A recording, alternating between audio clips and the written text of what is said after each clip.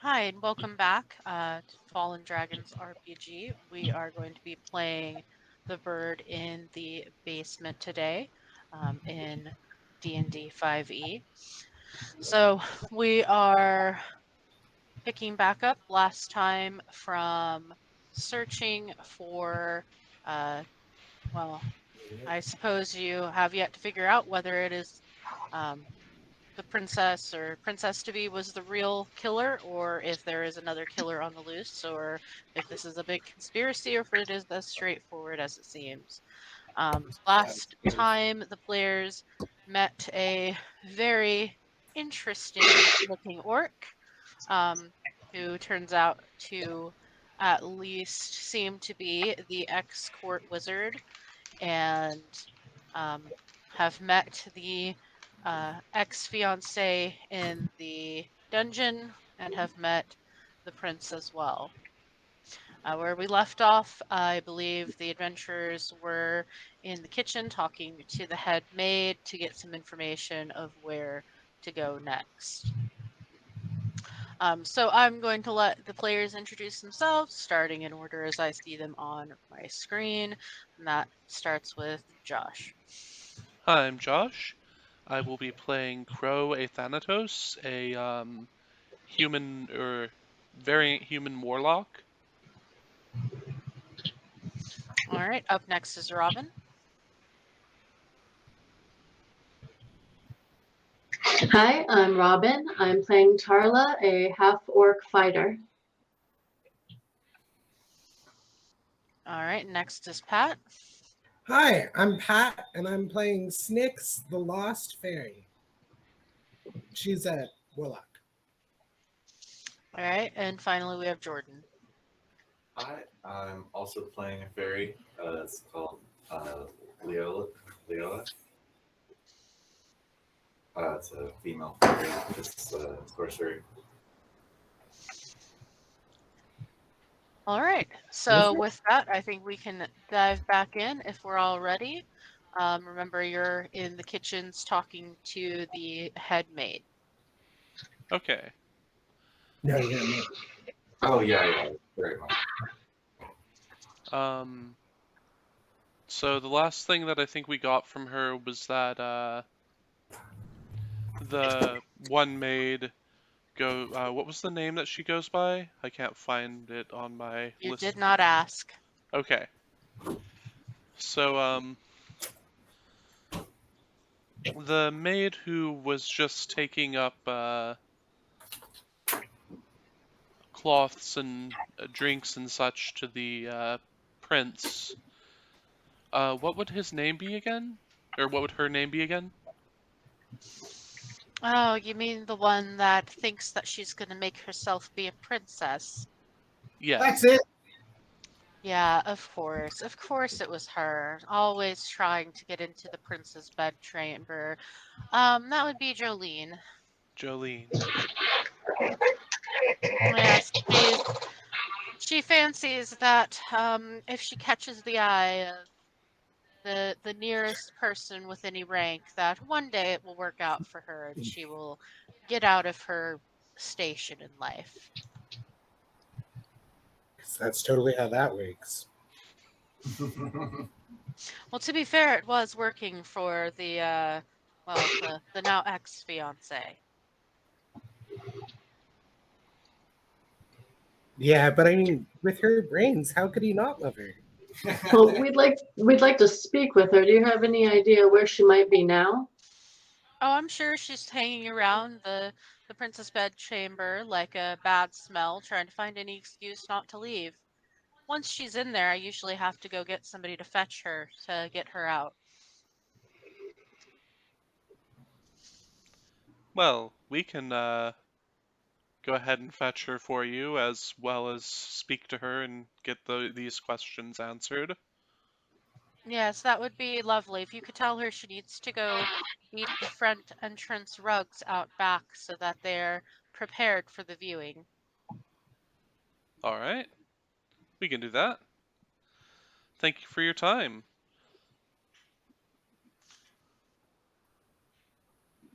And I guess we'll head up to the princess bedchamber? That sound good with everybody else? Mm-hmm. Yep. Okay. So, All right. So along the way, nobody really takes much notice of you. It seems like everybody is pretty much 100% focused on the fact that they have a lot of stuff to do right now. So when you came through the first time, they were laying out all of the runner rugs to where they were going to be carrying out the casket during the funeral, and now they seem to have moved on to very almost haphazardly putting up flower displays. And it seems that the servants in general are not quite as heartbroken as one would think for the death of their monarch. what's a tactful way to ask if they hated the last king?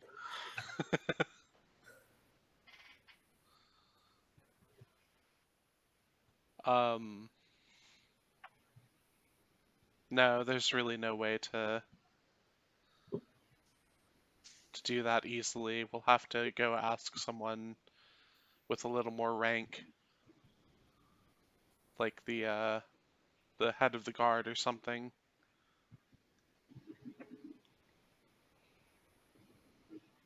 But I guess we'll continue towards Jolene's last known location.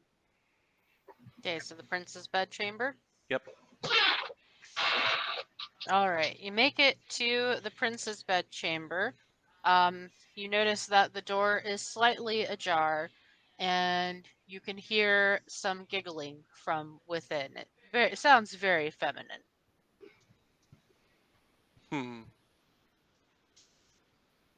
Can anyone turn invisible? You're fairies. I don't know about your abilities. Not yet. No, I can just be stealthy.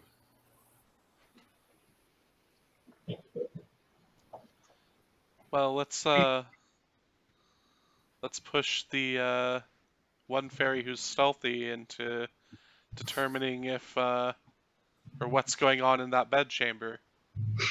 All right, I'll stealth into the room. All right, so roll me your stealth. It's 14.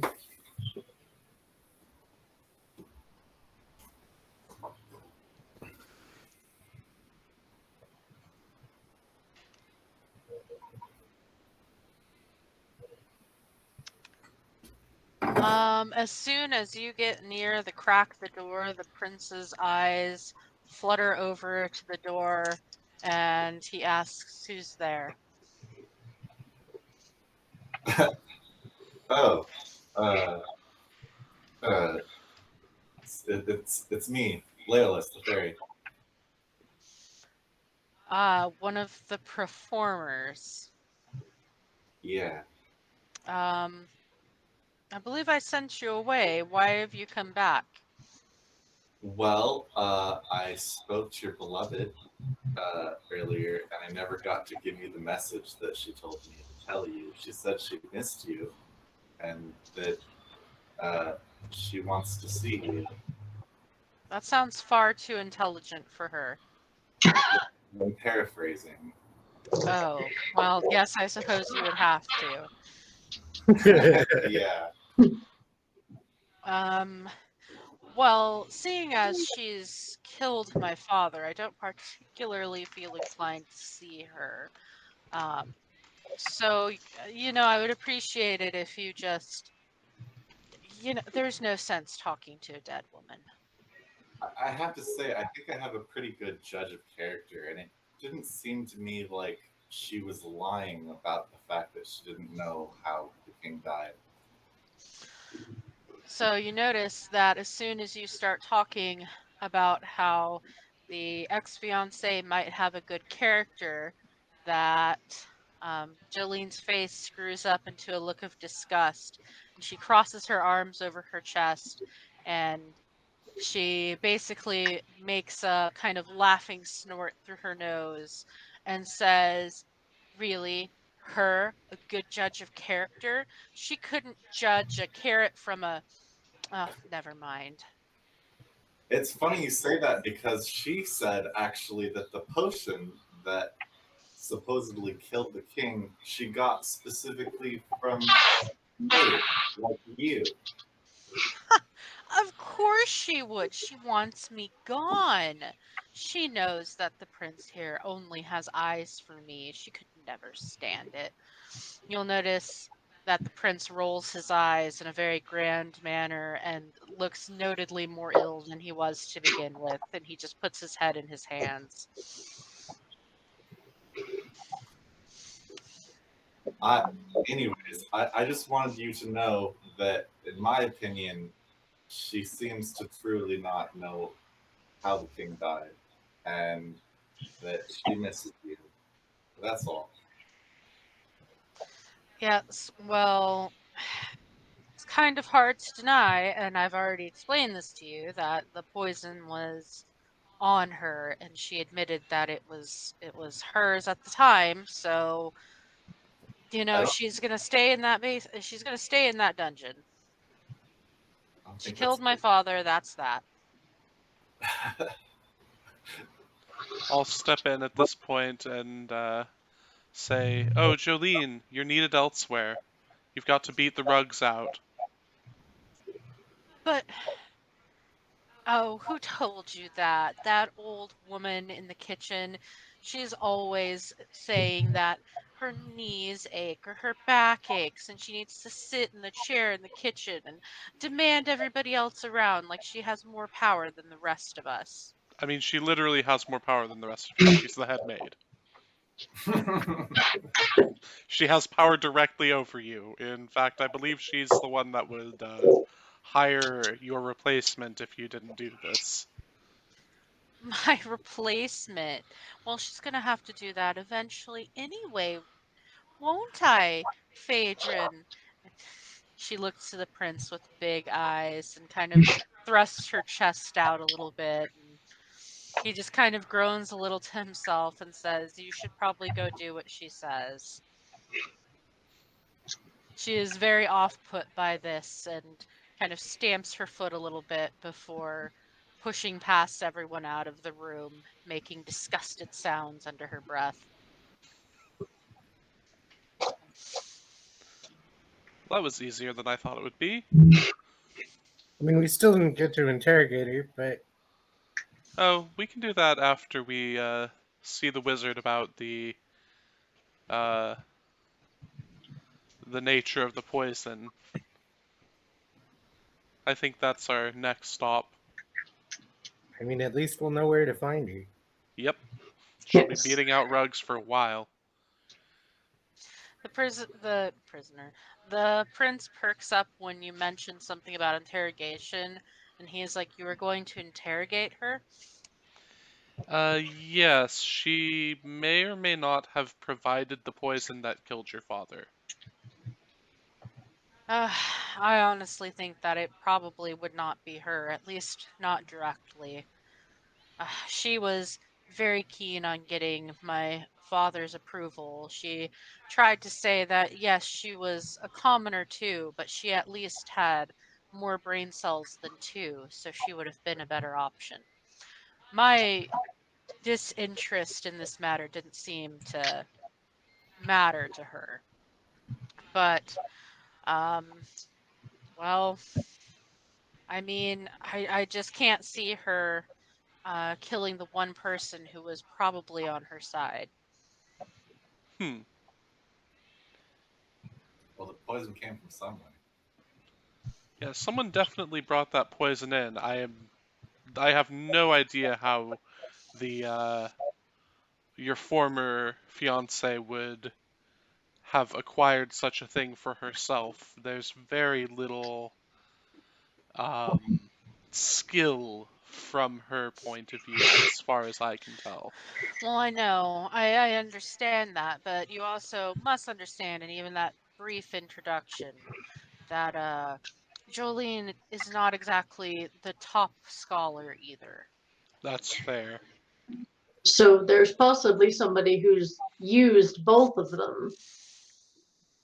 Perhaps. I mean, my father was not necessarily the most liked person around, so I'm sure that you could come up with a whole laundry list of people who might be more inclined to celebrate this funeral rather than be saddened by it. So speaking of that, we noticed on our way here that the staff didn't seem to be mourning quite as much as we expected. Um, is there something particularly off about your father that we would need to know to find his enemies? Off? Not really off. He was just not a very likable person. We'll say that while my mother was alive, she was the reason that trade deals and agreements went through. My father's method of control and negotiation was mostly yelling louder than the other person. I see. My mother, well, I like to think that my brains came from her directly. He wasn't a stupid man, he was just obsessed with the idea that loud loud words, harsh words, and threats were the way that you have control and rule a kingdom. I see. Did he win any negotiations lately? Um, I can't think of anything that would be directly related to this. There were some minor trade deals with the dwarves to the north and to the east, but honestly, I think they quite enjoy having a yelling contest over a few pints, and nothing rather bad has ever come out from him dealing with them. Also, poison doesn't quite seem like their style. They seem more the behead him in person types. Yes, I would rather doubt it was the dwarves. Besides, the dwarves really do enjoy having the access to what resources we have, and they love trading with us.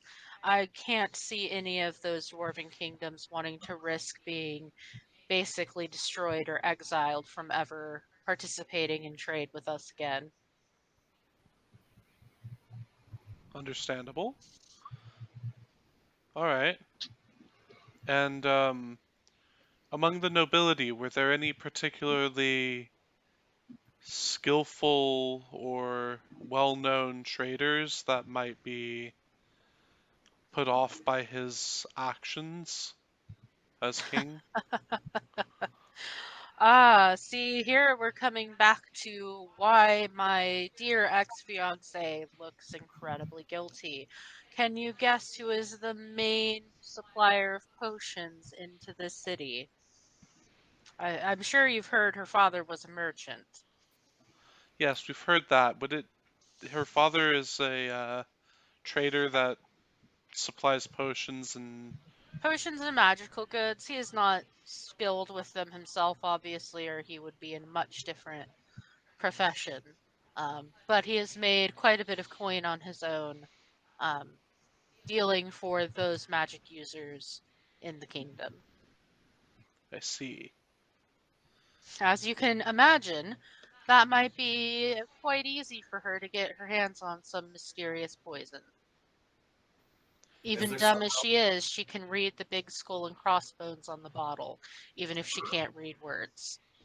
Is there somewhere else the potion could have come from, like a criminal or like an apothecary, someone who's known for There's making potions? crime syndicates, there's other apothecaries. I'm sure that someone could come up with it, but the daughter of a known potion importer, probably the largest in the city, with poison. I mean, it just makes sense, unfortunately. Hmm. I don't think that she would have come up with the idea that someone else gave her the potion, or poison, I should say, by herself, so maybe she was told to tell that story? Is she all that skilled at lying normally? Well, no, not particularly, but he kind of trails off and then shakes his head and looks away. Never mind. It doesn't matter. I don't think we can rule out that she did get the poison from Jolene. I just think it's likely that a third party gave it to her and maybe told her to give it to your ex-fiance. I suppose it would be possible, but I think Jolene would probably be smart enough to know what she was doing at the time. I don't think. I mean, I saw the potion bottle myself later. I can't imagine anyone mistaking it for perfume like she said that she thought it was. It's just ridiculous. Like, I know she's stupid, but there are base human instincts, and one of them is to know poison when you see it. Those humans and their instincts. Yes, besides, I really do think she had something to do with it, and I have my own reasons. Can you tell us about those reasons? Is that something that would be particularly... No offense, but this is the first day I've ever met any of you. And quite honestly, if you're trying to prove the guilt or the innocence of someone I know is guilty, Oh no, so actually I quite believe that she did kill your father. I just think that she didn't know that she was doing it at the time, and we need to find someone before you are at risk yourself. funny you should mention that actually. So, right before the dinner commenced and the pheasant was brought out to my father where he collapsed dead onto his plate, um, my fiance insisted that I give her a kiss for good luck and so that everybody would see how wonderful and happy we were as a couple, as she often did. She was all about appearances. Um, and as soon as she gave me that kiss, I started feeling very ill. In fact, I had to be excused very shortly before my father collapsed into his plate and looked at by the physician because I don't know if there was some lingering poison on her lips or if I got it through a touch or something, but I don't know if she tried to poison me too or if she just was too stupid to wash her hands or whatever, but obviously something has affected me too.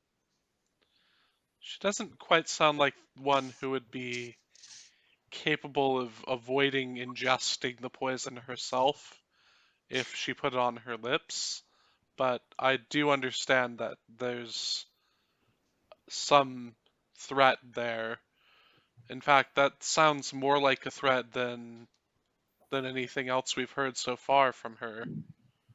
So, I just can't get the image from my mind of her insisting that we embrace and kiss in front of everyone and then my falling ill immediately after and then my father falling dead. did she perhaps smell different than she normally did? Was there some kind of miasma that might tell us? She was so doused in perfume. She was always doused in perfume. It's one of the things her father specialized in. She loves all sorts of perfumes. You know, when you're a potion seller, I suppose that it comes with the territory. Um, so did she smell strange? Yes, but she always smells strange. I see. She's not bright enough to realize that you probably shouldn't mix amber and honey perfume with lavender, lilac, with cinnamon and vanilla, and the list probably goes on. Flavorful. She smells a lot. Sometimes it's okay, but sometimes she just smells. All right. And just to be clear, do you happen to think that you have any enemies among the court? Me, myself? Yes.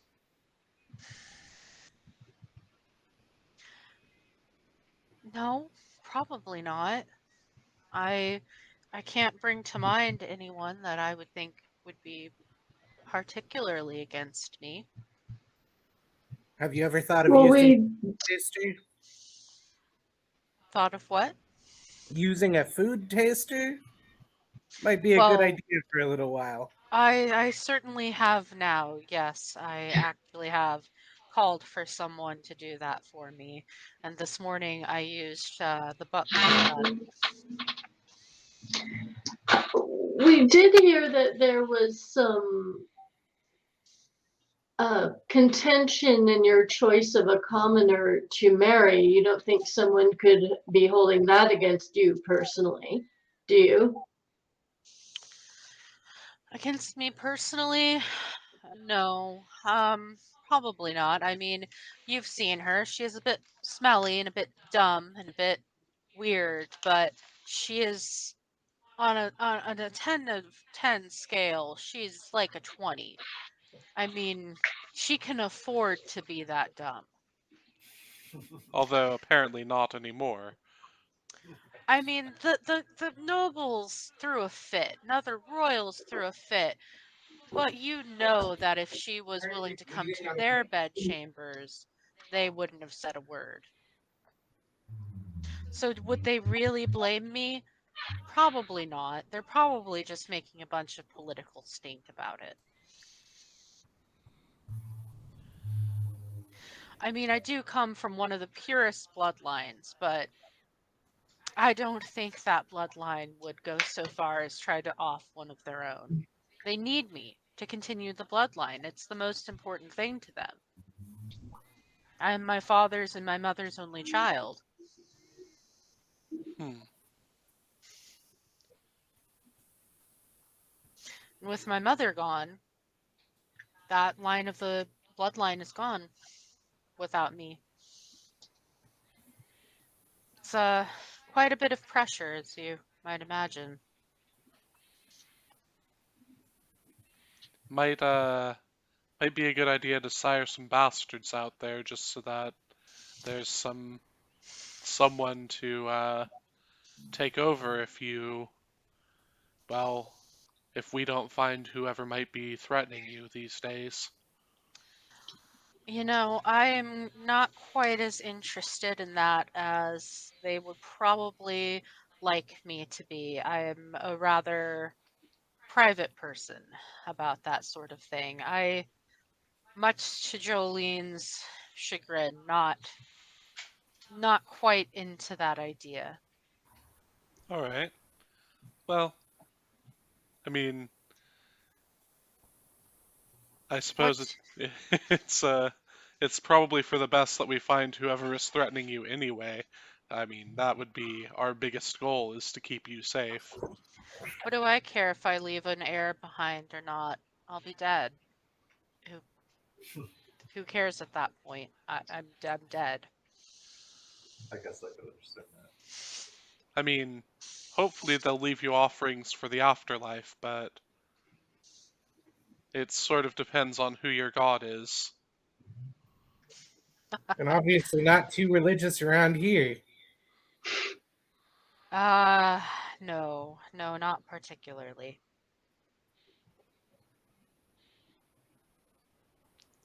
I wonder if we started asking around for a poison, if we could find like the same poison and ask that person if they know someone else that's been asking around for poison.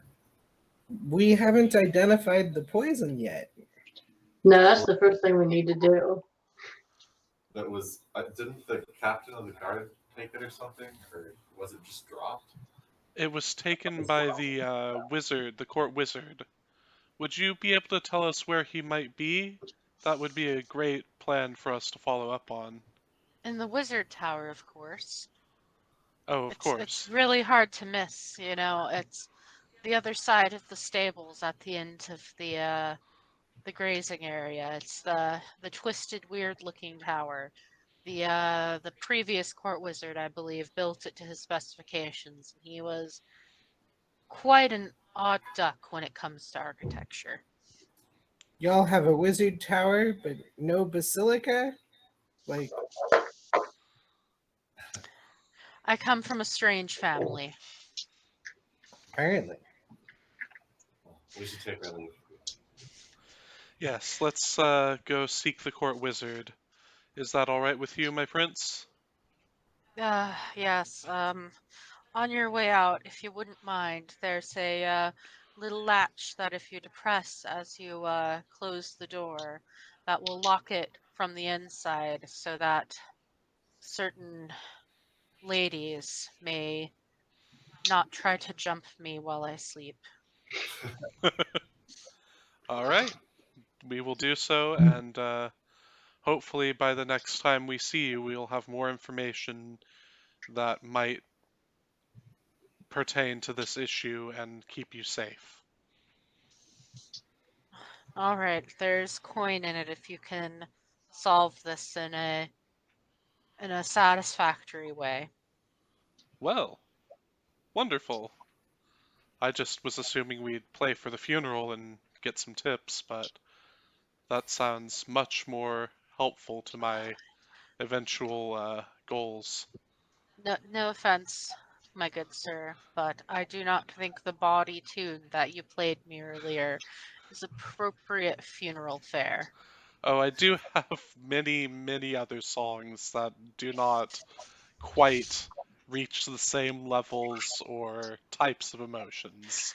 I'm still quite stricken by the idea that you thought it was appropriate to heal my wounds with such lewd tunes, but that's all right.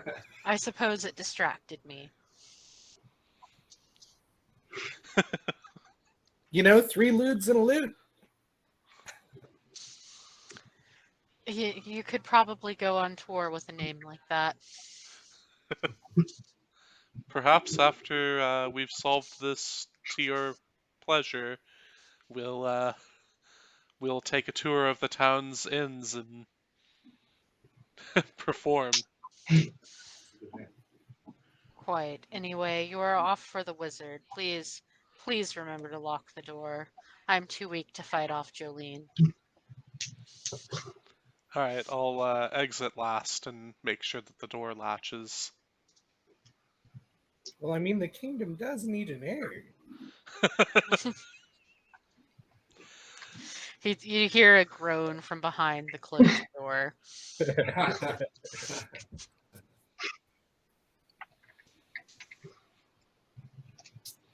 All right, to the wizard tower, I suppose. Yes. All right, the closest way to get out to the back paddock again is through the kitchens, which you notice is even more of a flurry of work than when you left it before. It seems that they have started in on some of the food for the wake that's going to need time to sit, various things marinating and such. Um, Jolene is nowhere to be seen, nor is the head maid. But as you head out the back door, you see the head maid following behind Jolene with a wooden spoon, hitting her on the rear every time she stops from dragging the giant rugs from the front entryway back out to the line that's been hung up so she can beat the rugs out.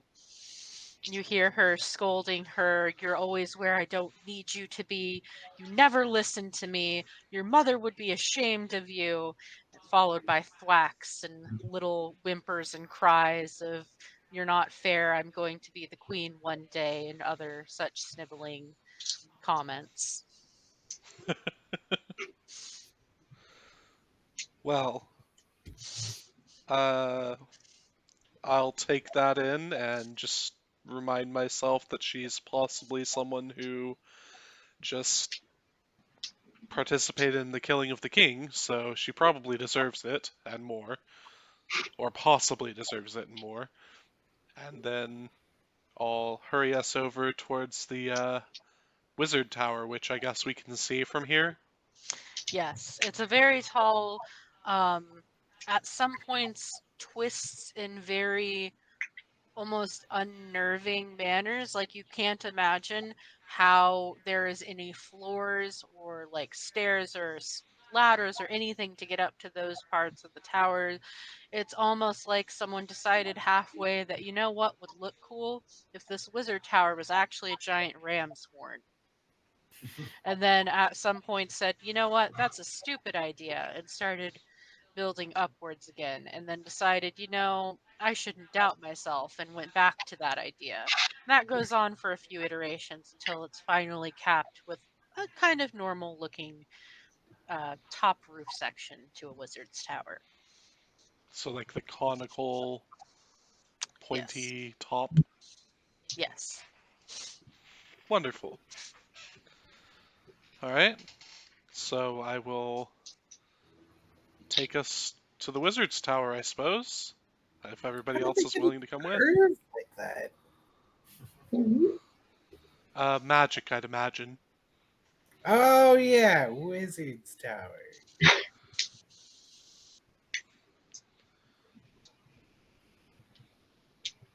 Yeah, I guess we can fly up there. You can. Wait for us. Just fly close to the ground, please. We don't know where the wizard is or what kind of defenses he has on his tower. You might get zapped like a bug. Oh, you never want to do that more than once.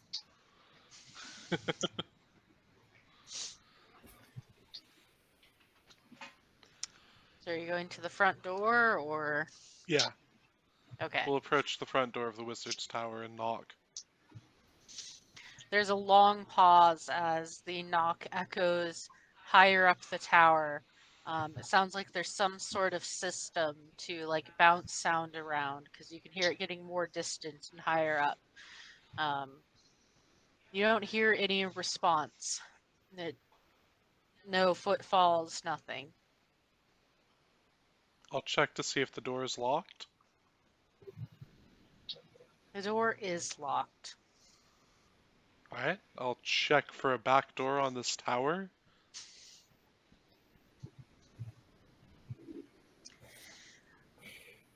You go around the side. There's a little bit of hedges that kind of block off kind of a little like tea garden kind of area. And you actually find the wizard there staring at various vials in front of him and holding each one up to the sun in turn and making an interested kind of grunt in his throat from time to time, and then writing something down in the book in front of him. Hmm. Is the wizard a human? He is a human. He looks to be, you know, fairly young for a court wizard. If he is truly as experienced and powerful as a court wizard should be, he must have been kind of a prodigy. Or an adventurer for a while? We should or be careful and take our time when we approach him. Or a charlatan. It's the third option. I heard that. Oh, what commendable ears you have for a human. You knocked on the door. I'm sure that the town the next mile over heard that. That's what it's meant to do. So what do you want? Well, I'm kind of, busy trying to, help solve a murder mystery. I mean, not that there's much to solve, but So speaking of that, we That's what we're for too, yes. yeah, we're here to attempt to solve the mystery of the murder and protect the prince in any future issues, because, well, it seems like he may have been poisoned at the fete as well, and we'd like to avoid any future poisonings, so we'd like to figure out where the poison came from and who maybe would have supplied it directly to her, and then who would have supplied it to them, and so on down the line. well, I don't know why No one ever listens to my reports. Let me guess, the captain told you absolutely nothing of what I've already told him. Correct. No, he didn't. He just told us that you had the poison. More brawn than brains.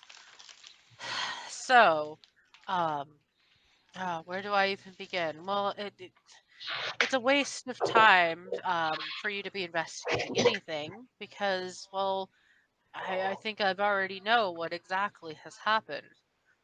It is quite obvious that the prince was attempted to be poisoned, and was only protected by the light layer of cosmetics that he insists on wearing on very important occasions. You know, light lip balm and face paint. It's quite typical for monarchs of his mother line to indulge in such things. His father never approved and therefore did not do the same. Also, he likely directly ingested the poison. We're still analyzing the plate of food, but it's quite obvious that she protected her lips very well with the thick lipstick that she was wearing at the time and kissed him and poisoned him. And one does not just put something on their lips and call it perfume and not realize that it is obviously meant to poison someone. Hmm. So do you know where she would have acquired said poison? Her father, of course. Even I use her father for my more obscure reagents and potions. He's a great resource. That her family has been traders since I don't know. I haven't. Probably you could track it back to at least 6 or 7 generations. Maybe we They should know all the ins and outs of who to talk to get anything that anyone would need that was possibly um, beneficial or the most poisonous. shall we try talking to the father? Um, that might take a little bit of effort, but yes, we should. Um, well, thank What you for this information, for sure. what can you tell us about the poison itself? Is it a rare type of poison? Is it common? Very rare indeed, actually. He fishes around in his big wizard robe for a second before pulling it out and holding it up. It looks like a very metallic, strange green color in a clear vial. It literally does have a skull and crossbones on the front. He's like, as you can see, there is no way that even that idiot did not know this was poison. If not for the obvious image on the front, he uncorks it and you get an overwhelming smell of something you can't quite put your finger on, but it's definitely nothing you would put near your body if you had a choice. It's very acrid and bitter smelling. How she could ever think this was perfume, I I do not understand. Obviously, she thinks that someone would be willing to buy it, but the court wizard certainly does not. He recorks the bottle, makes a face, and puts it back in his robe. I believe it has to be some sort of extract of an herb that grows in the great swamp to the south. There are many different poisonous things that come out of that swamp, and that is my likeliest guess. I'm not particularly an expert in poisons, though, so that is just my best educated guess. Would the court surgeon perhaps be a better resource for poisons, or is he about the same Uh, as you? I would think on this one we would be about the same. Quite honestly, I think the court surgeon has been pretty bored for the most part in the past few years. The last major medical emergency in the castle was uh, the Queen Consort's passing, and that has been a few years now. Um, Everything has been relatively quiet since then. I suppose he could be studying up, but really, what would be the use? No one's ever threatened the kingdom before. Well, hopefully he'll learn how to correct for poisons because, well, we want the prince to be safe, but Yes, I've stabilized him for now. I went in there as soon as I heard he was ill and did my best to try to counteract some of the most common poisons before I figured it out. Some of it seems to be working. is there any further antitoxin that may be helpful if we were to acquire it from, well, I guess her father? Well, what I think is working, I do have some extras of. It seems to be from the same class as Nightshade, but not exactly Nightshade. So if you'll give me a moment, I'll retrieve a bottle of it. I keep it in bulk for, um, well, the more nefarious cases that may arrive. Most people are simple-headed enough to think that a simple nightshade poisoning is sufficient enough. They don't realize it's easily countered by anyone with enough money for the antidote. So he quickly goes into the side door that goes out to his tea garden. You hear some clinking of glassware, and some bubbling of what sounds like maybe a kettle put on.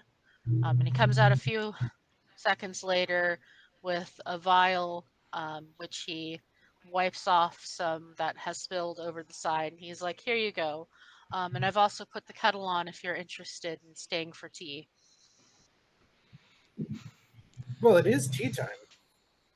It's always tea time if you want it to be tea time. You know, I suppose I've never had wizard tea before. Well, it's no different than any other tea, except, well, I suppose I can afford better tea than you perhaps have been used to. The prince has been uh, rather generous in his allowance of my tea budget. It was one of the negotiations of my hiring. Always negotiate a tea budget. Shoot. Yeah, that sounds like something that we should shoot for next time we do one of these investigation things. Definitely. Well, I haven't had tea guests for a while. I'm going to have to get out the fine china. Just a moment then. A few minutes later, he comes back out with a very elegant looking porcelain set that is almost translucent white porcelain with various dragons painted on in gold and silver, and the rims of all the glasses are also, or teacups, I suppose, it's also rimmed in what looks like it could be gold paint, but realistically it looks like just gold. The Fancy. teapot itself is a dragon that when he tips out to pour out your cups, the hot steaming tea comes out the mouth of the dragon. This is my finest set. I should never say how much I actually spent on it, but I am probably still in debt over it. I don't know. I just pay the monthly bill and forget it happened.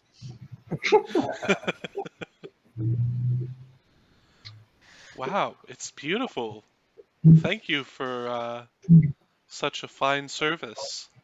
Such a Yes, majestic tea set. yes. I'm afraid I don't really have many stacks right now. I'm rather in needing of a food delivery from the main kitchen, but there is some cream and sugar if any of you are of that mind. Oh yes, definitely. I'm sure the fairies would appreciate some sugar. And if you don't mind, I'll take some cream in mine. Yes, yes. Help yourself. Um, there's plenty to go around, and there's always more tea. I probably have more tea than food at any point in my kitchen. I take not a teaspoon of sugar, but just like a regular spoonful. And dump it into my tea. He looks to you and says, "Would you like a ladle instead?" Ah, yes. I thought so. I saw fairies. And from his wizard robes, he pulls out a soup ladle. I kind of just soup ladle some sugar into my tea.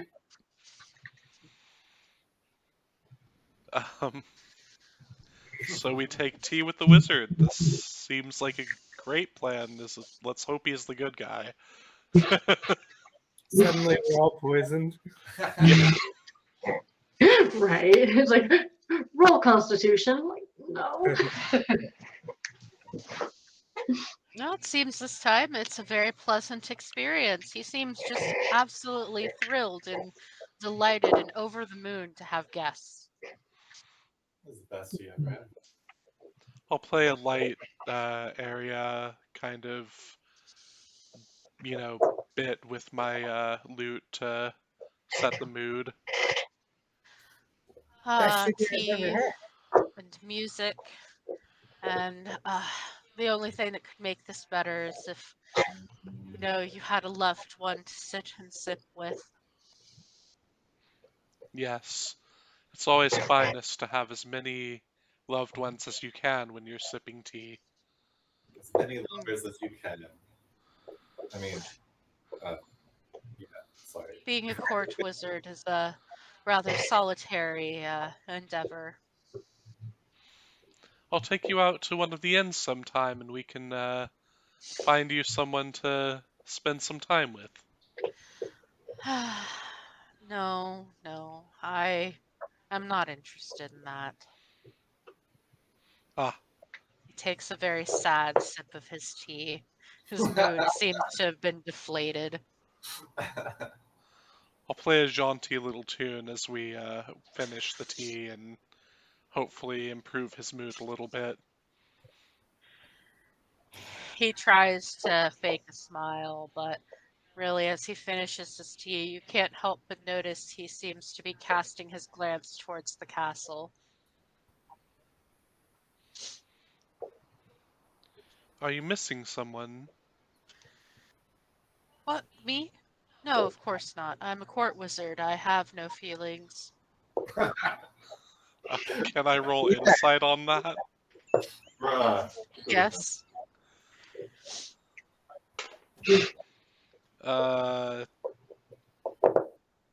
20. Is he lying? Yes. Very Okay. obviously so. Yeah, I mean, Yes. the missing someone portion. Does he appear to be missing someone? Yes. Okay. I got a 6. Can I tell that he's lying? No, you think that he's stoic and he's fine.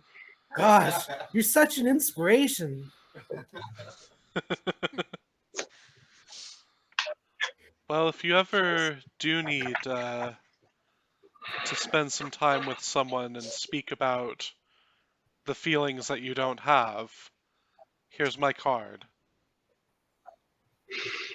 This seems like a rather inappropriate business card.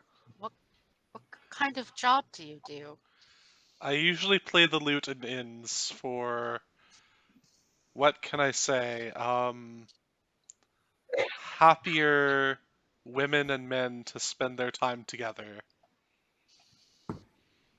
Ah, I see.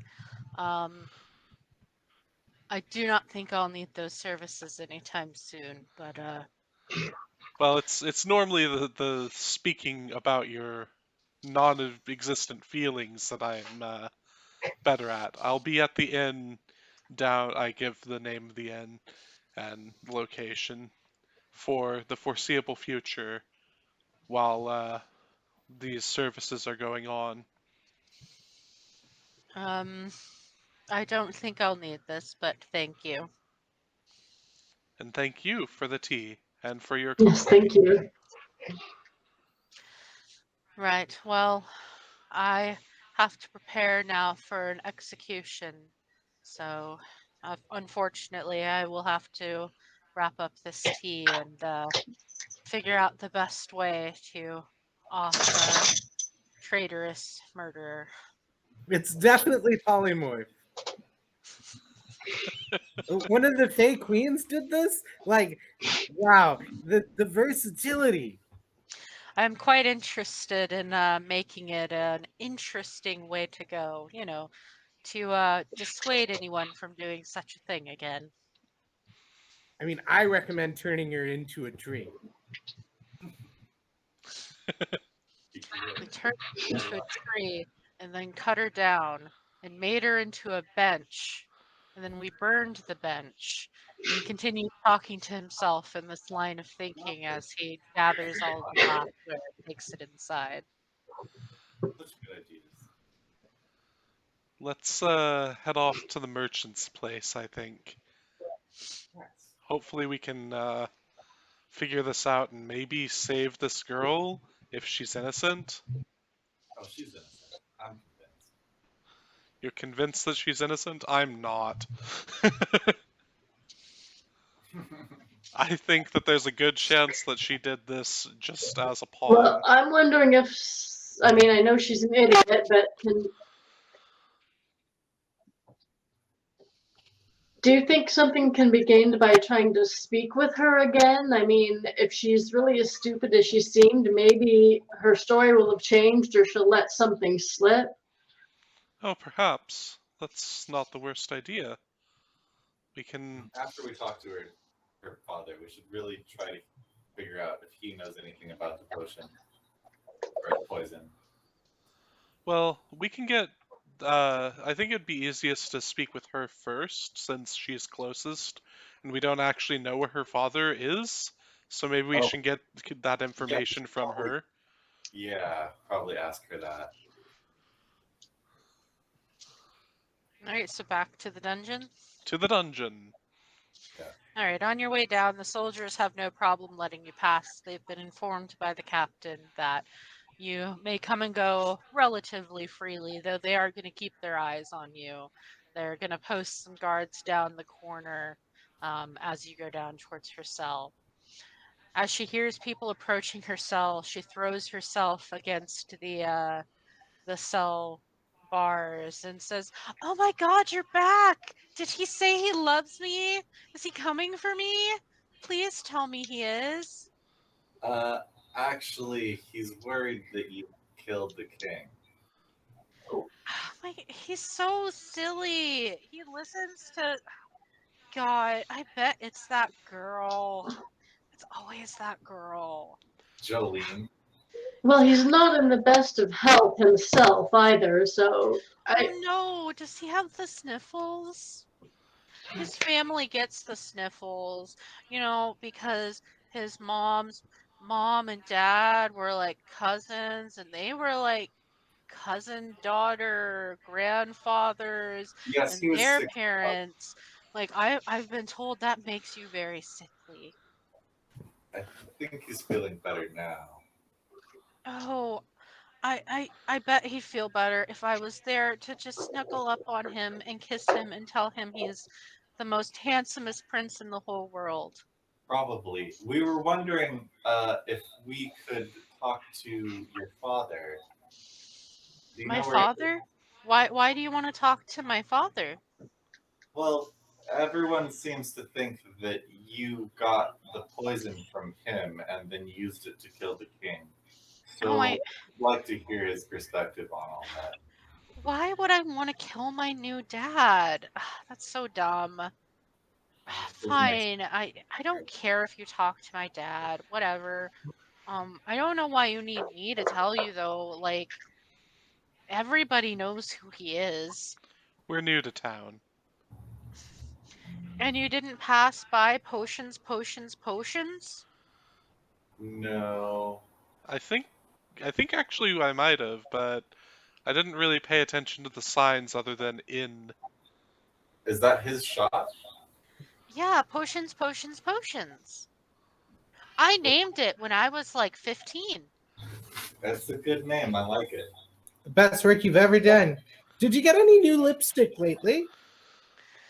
New lipstick? Yeah, actually, I did. My dad sent me a new lipstick to wear. It was for the dinner. It was my favorite shade of pink. You know that perfume that you got from the maid that was actually the poison that killed the king? Did you It put? was the poison that killed the king? Yeah, Yes. it was actually. Did you put any of that on yourself, like on your lips or around your neck or something, because you That's so thought it? silly. Why would I put perfume on my lips? That's not where it goes. It's sorry, I don't use perfume. I don't know how to use it. You don't use perfume? Did you Oh my use? Did you use any of the poison as perfume? No, I don't want to smell like Jolene. Jojo. Okay. Did you know that she insists the prince call her Jojo? I don't know that. But we should Well, go and talk to your father. Yeah, okay. Please kiss the prince for me. Bye. No promises. all right. I mean, I'll do it. So I think we should take our break right now. It's 19 after, so we can come back to this in a little bit and go see her father. Is that all right? That works. Okay. See you Yep. all in a short time, and see all of you at home in no time at all.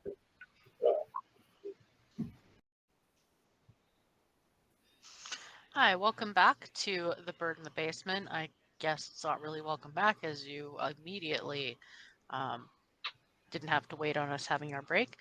But where we left off was you were deciding to go talk to the ex-fiance's father, the merchant. Potions, potions, potions. Yes, potions, potions, potions. So, as long as we don't get mugged on the way there, I guess let's just head there. Oh God, I hope we get mugged. That'd be great. I guess we fly off towards the potion. Again, the rest of us can't fly. Oh, what a shame. Yeah. Really regretting that being born a human thing. I wouldn't do it. Terrible decision. All right. As soon as you step off the castle grounds, it is not hard to see where potions is. It looks like someone with a very intense affinity for pinks and purples got their hands on uh, a palette and went to town on deciding the front of the shop. It rather more looks like a little girl's princess fairy dollhouse than it does a potion shop. Guys, are you sure this is the right place? I think she got the chance to color it the same way that she did to name it. Guess it's hard to say no to a pretty face like that. Shoot. Yeah. Yeah, probably is. Silly humans. Wait.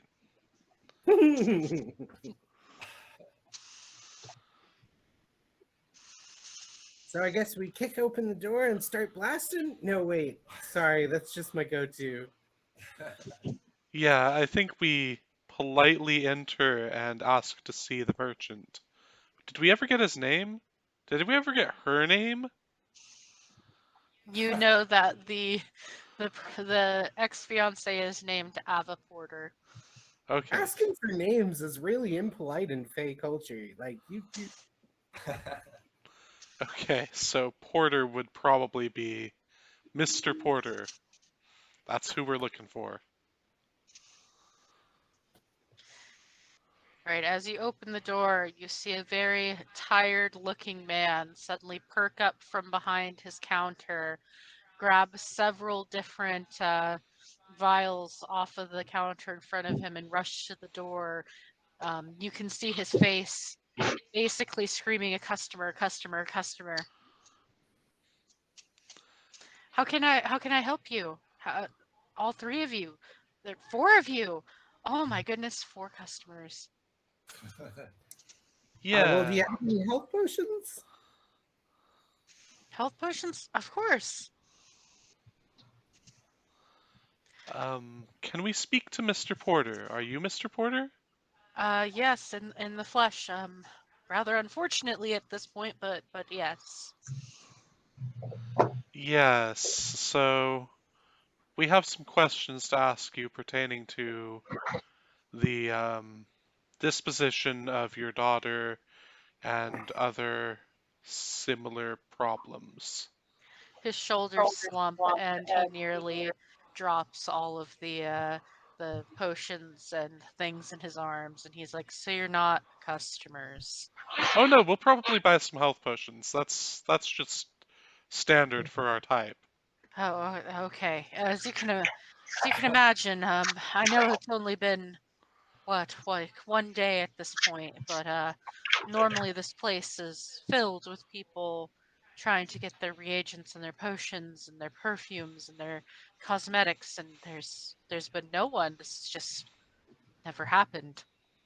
Well, I mean, your name is associated with the person who may or may not have murdered the king. I don't even want to talk about that, but yes, I'm well aware. So, to talk about that, do you think your daughter murdered the king?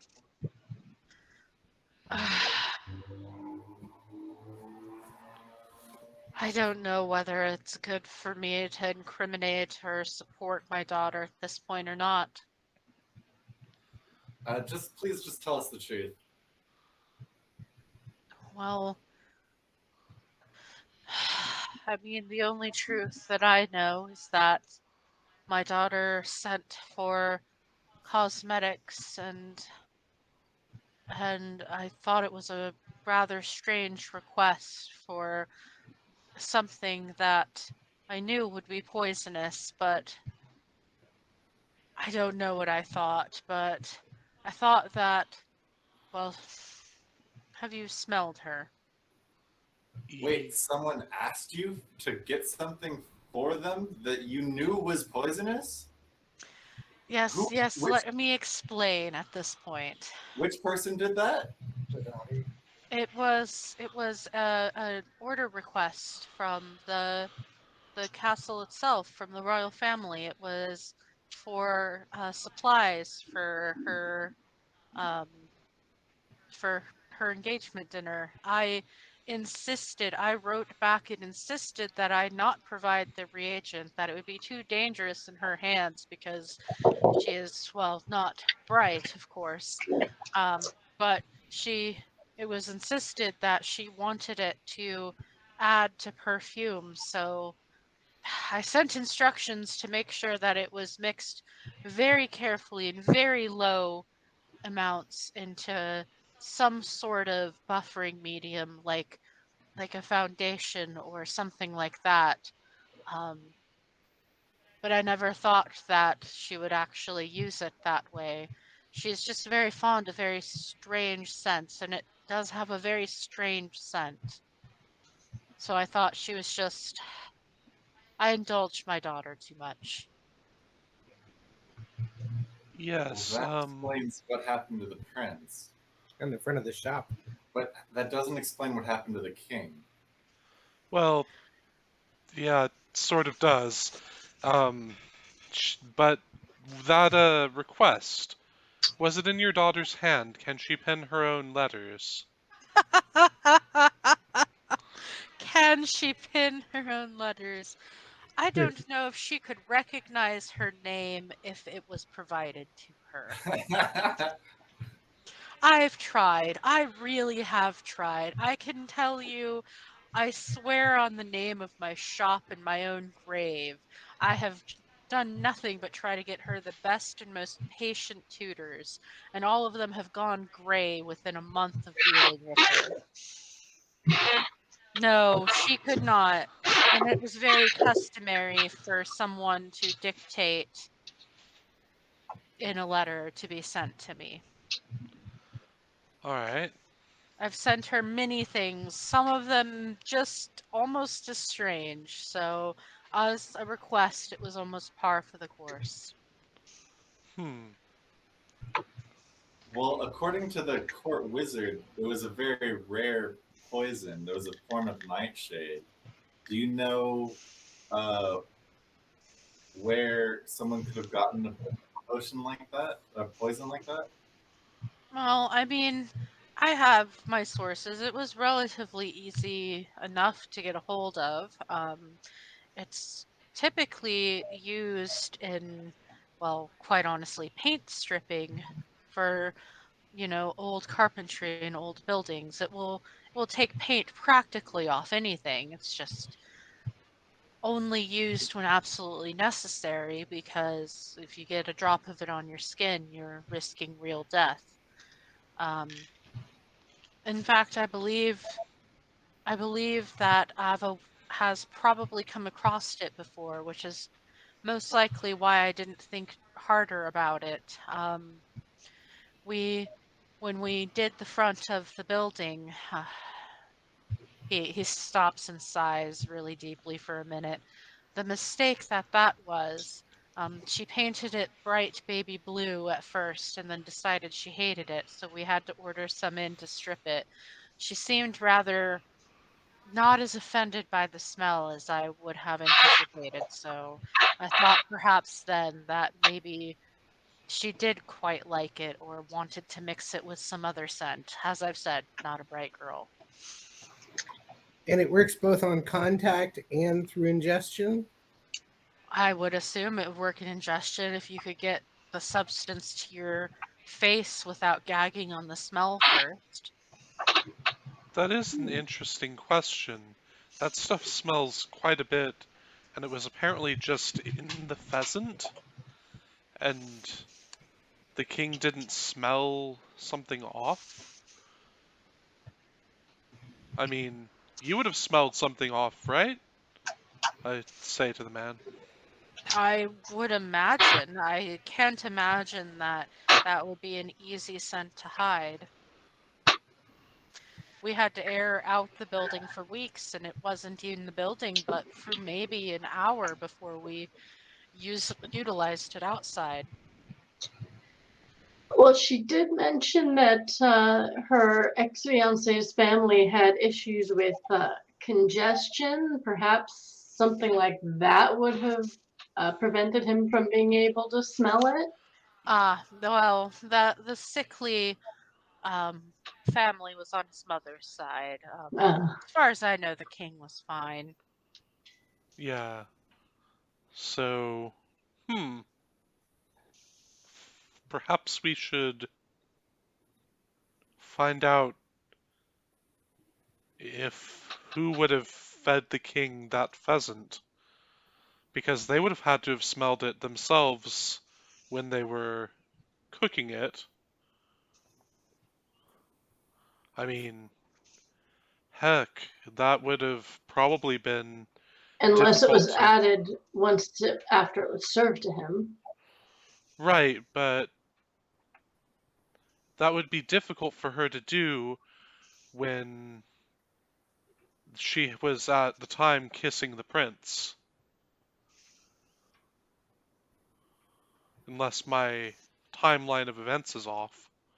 Your daughter No, may not be as, well, guilty as I thought she was. I honestly don't know. I was there and saw it happen. I think my daughter was as shocked as I would expect. She obviously didn't understand quite what was going on and just seemed to be confused, which is very normal for her. She doesn't hide things very well. She's That's not fair. a stealthy spy kind of person.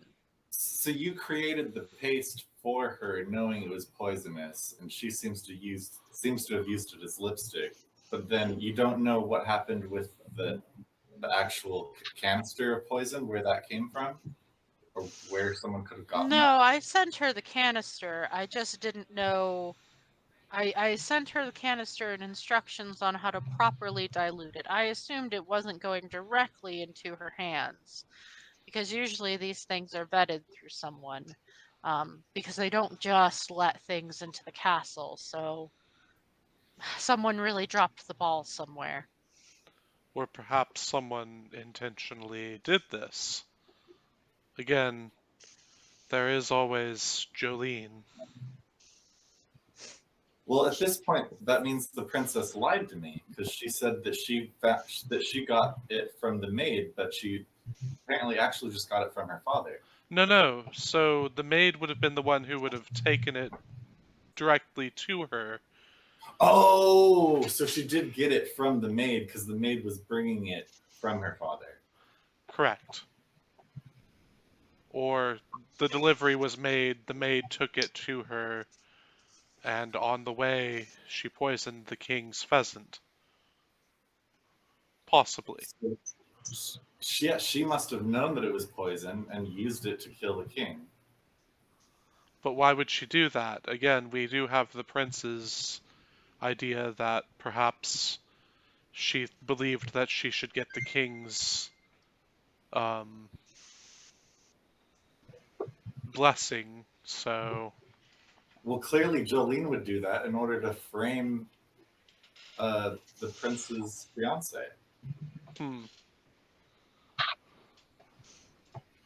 I mean, the prince's actual fiance isn't smart enough to do any of this. That's fair. If I may interject, I do think there is Unless merit she's here a in his much idea. better actor than we're giving her credit for. I think there is very much merit in this idea that my daughter is not intelligent enough to pull off some great ploy. I mean, the reason why I've indulged her in letting her name this place and all of this is coming from the idea that this was probably all she would have once I'm gone. It's not like she was going to have much else there for a long time until the prince caught his eye. Didn't Jolene already lie and say that she didn't give the poison to her? Well, we don't know that it was Jolene specifically who did give the poison to her. There could have been another maid or another person who would have done so. So we can ask the father who we gave the potion to? Did you give the potion directly to a maid, or did you give it to a delivery person? Oh, a delivery person. No one ever comes directly from the castle that works there. It's always done through courier. All right, now we need to talk to the delivery person. Yep. Do you happen to remember who this courier would be? Yeah, I think it was their normal courier. I believe his name is Johann. He's a little blonde-headed boy that, oh, he can't be more than like 14 or so. He often runs down and runs things up for the castle, and particularly the wizard. I see. We need to find out who we gave that to. Yes, we do. Well, thank you for your time. If we have any more questions, we will return. And speaking of health potions, what is your going rate for them? Let's see, for friends who may be helping my daughter, I think I can go as low as, well, what level of potion are we talking? Oh, just a standard basic health potion. We aren't quite the wealthiest of people at this moment. You know, if you are really interested in helping my daughter out, I would be willing to part with some for as low as 10 gold apiece. Well, you have my 10 gold. I'm afraid I'm in rather low stock. Before it was revealed who killed the king, or assumed to kill the king, people got in a frenzy and bought up many, you know how conspiracy theories go. But I do have 6 or so set aside if you're interested. Well, I mean, I There think is something else I may be interested in purchasing from you if you would happen to have such a thing. Would you have a truth serum that you sell? Truth serum. That would be convenient. I don't believe I have any in stock, but if you gave me a day, I could probably send for some. I don't know if your daughter has another day. That truly is the problem, isn't it?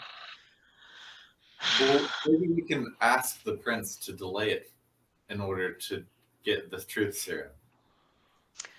I can do my best on my end to try to rush it. I'm willing to pay for the speediest courier to get it. If you can delay it all, I will try to get it as quickly as possible. In fact, let's see, it's still rather early morning. If you could come back tonight and maybe, if we hope beyond all hope, I can acquire some. hope beyond hope. Sight Okay, beyond Wonderful. we could come back tonight, or I can.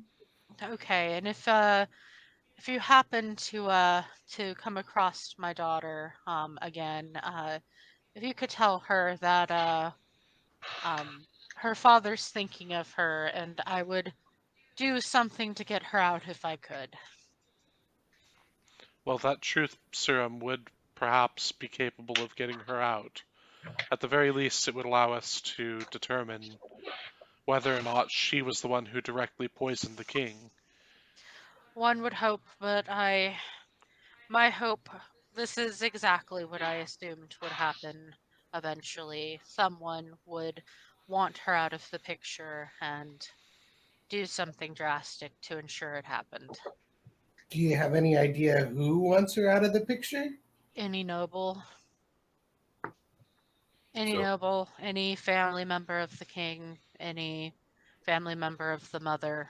That's unfortunately, that family is very, very obsessed with the idea of appearances, and well, they already struggled with that.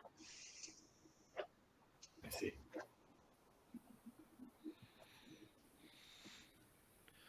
Alright, so I'll buy a health potion off of him, and then I suppose we can head back to the castle to find the courier, Yep. We should do that. Johann. I will also buy a health potion. All right.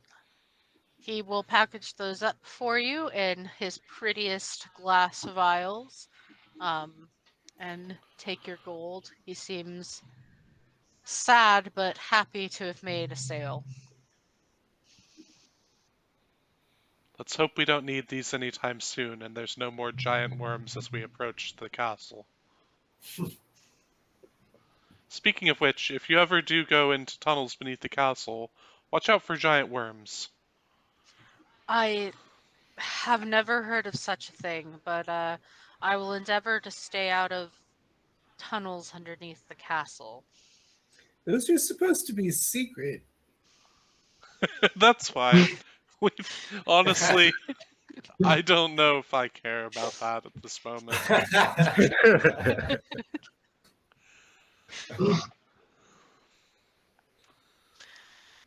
All right, are you ready to leave the potions?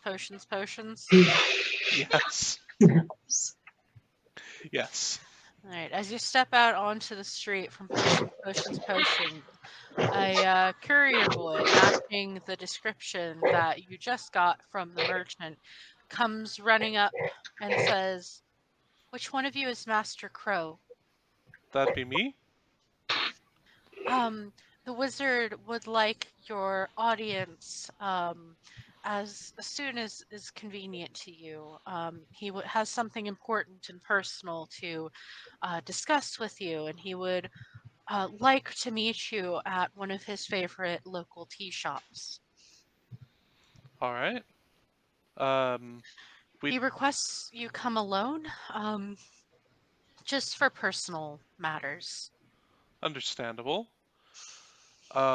Before you return to him with my answer to the affirmative, do you remember taking a package from Potions to the castle recently, and do you remember who you would have dropped that off with? To the castle, of course. I do basically all of the runs to the castle with that. It's kind of my job, pretty much. All right. Um, so the most recent time, um, did you happen to get a bundle that would have included?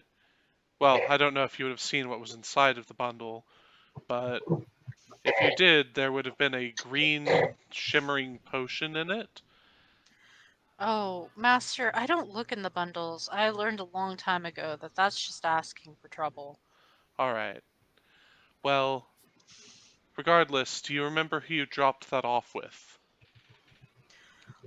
Um, I believe that it was this really kind of pretty looking girl. Not the Um, previous fiancée of the prince, though. no, she was in a maid's outfit. Okay. Thank you very much for your cooperation with this investigation. And again, when you return to the court wizard, tell him that I will meet him at that tea shop in precisely half an hour. Okay, I will let him know. Thank you. Thank you. All right, everyone. I guess I'll be heading to a tea shop. The rest of you might want to go find Jolene or actually find the prince and tell him that they need to delay this execution for at least a short time Right. because we need the truth of who actually poisoned the king so that we know in the future that that he is safe from any further poisonings. Yeah. All right, I'll be off. And I start heading towards the tea shop. Good luck. You're gonna get married.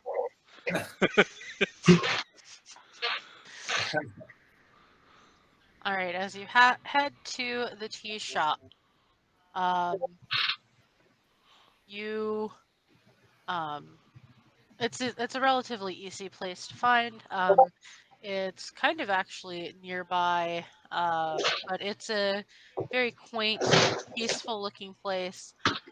In fact, you are pretty sure this is the exact one he was talking about because you see basically an exact replica of his teapot sitting in a place of grandeur in the shop window.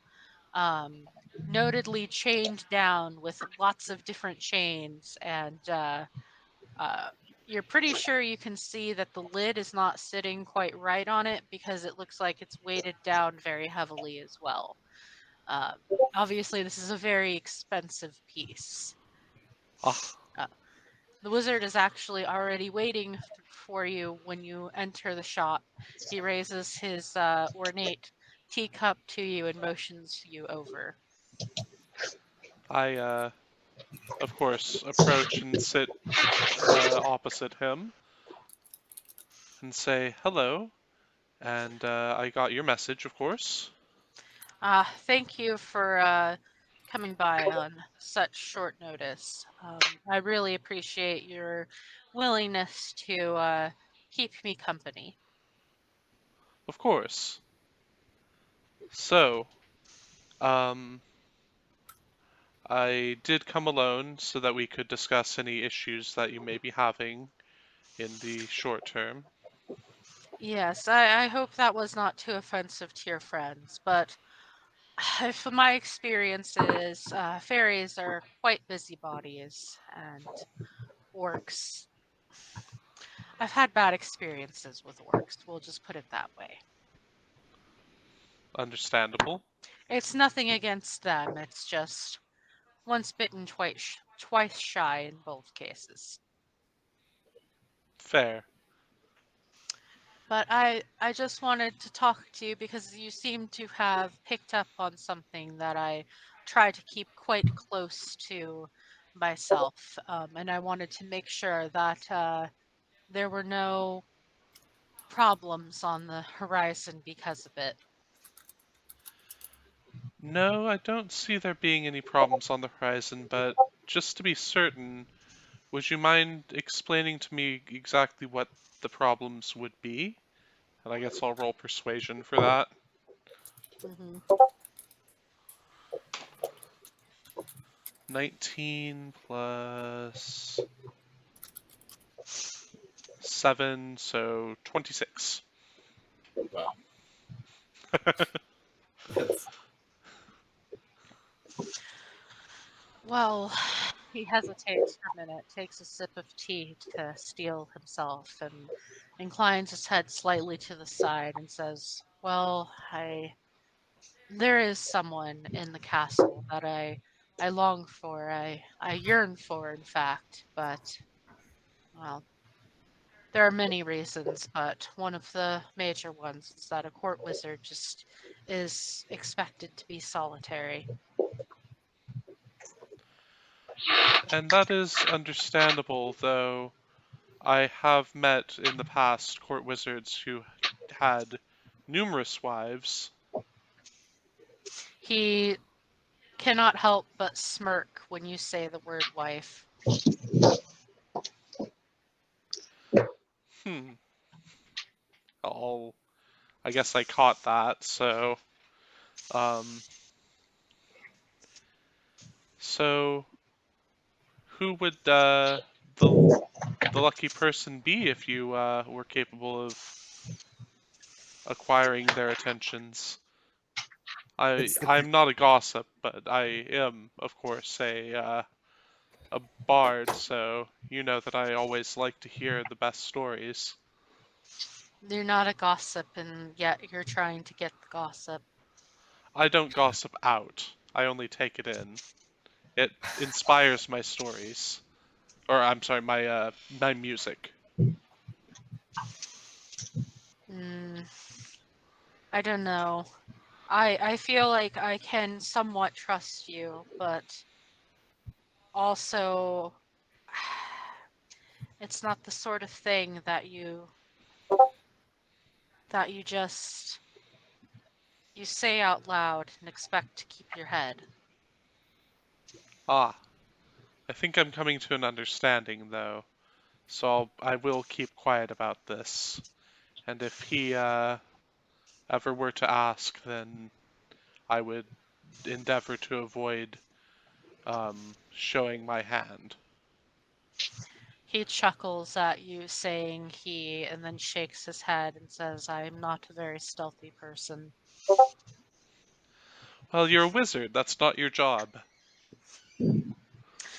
Yes, well, he looks to um, a very complicated looking device that hangs from his neck. It looks like a pendant, but it also has a bunch of cogs and wheels and looks to be like some sort of timepiece.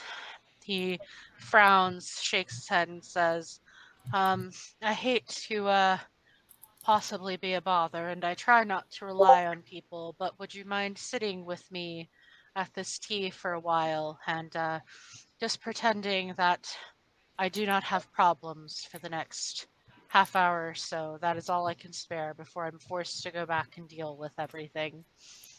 Of course, I'm quite adept at that. Here, I pull out my lute and start strumming a gentle song to go with the tea. Let's uh let's just enjoy music for a while and try to relax.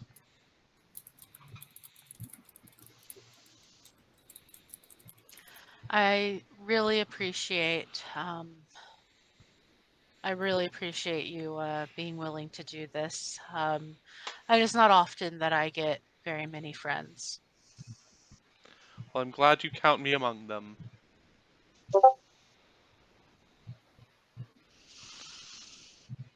I guess we So as you're having tea with the court leader, the rest of the group is traveling back to try to go confront Jolene, or at least get some more information. So as you get closer to the castle, you see the hooded figure that you saw at the very beginning of this whole adventure, beckoning you over with his cloak held tight around his face, beckoning you into a alley that cuts off from the main thoroughfare. I mean, I Over said I here. hope we get mugged, but this isn't what I meant. I'm not trying to mug you. Just come over here, please. I need to talk with you. Okay, I'm all out of money anyways, so. He leads you a bit farther into, keeps looking back to make sure you're following, and then looking farther behind you to make sure there's no one else following you that he doesn't intend. You'll notice that he has quite a pronounced limp at the moment. You noticed it before, but it seems to be even worse now. He eventually leads you to a dark corner where there's nothing really much here except notedly where many people in the communal living spaces around you dump their various household refuse. So have you talked with the princess? We've talked to just about everyone. Sorry, I suppose she's not the princess now, but anyway, that's a whole other issue. And she's not the easiest person to hold a conversation with, shall we say. Yes, well, I did warn you about that.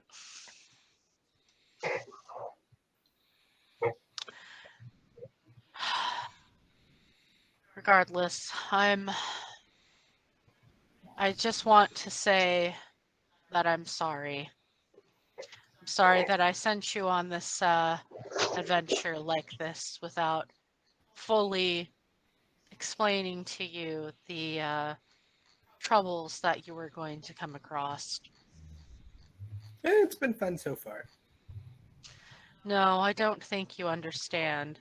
He rips open his cloak, and instead of seeing the orc that you expected, it's two dragonborns, slightly shorter than each other, but one sitting on the shoulders of the other. And they drop down and draw weapons. Oh, we are getting mugged! We are getting mugged. I already told you I don't have any gold. It's not about gold. I don't want your gold. I want your life. Oh, Eldritch Blast. They seem to be younger dragonborns, kind of more we'll call them Dragonborn Wormlings.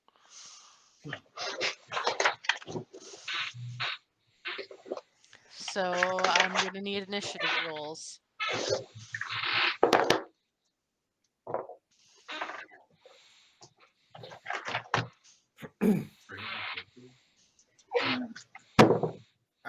I got a 7.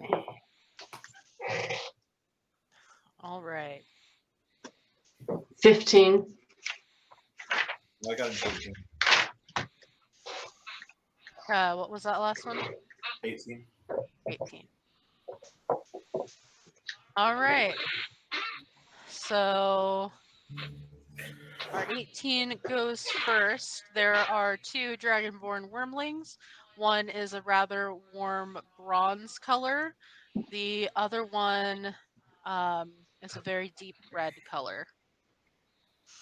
They both are wielding daggers in one hand and a staff in the other.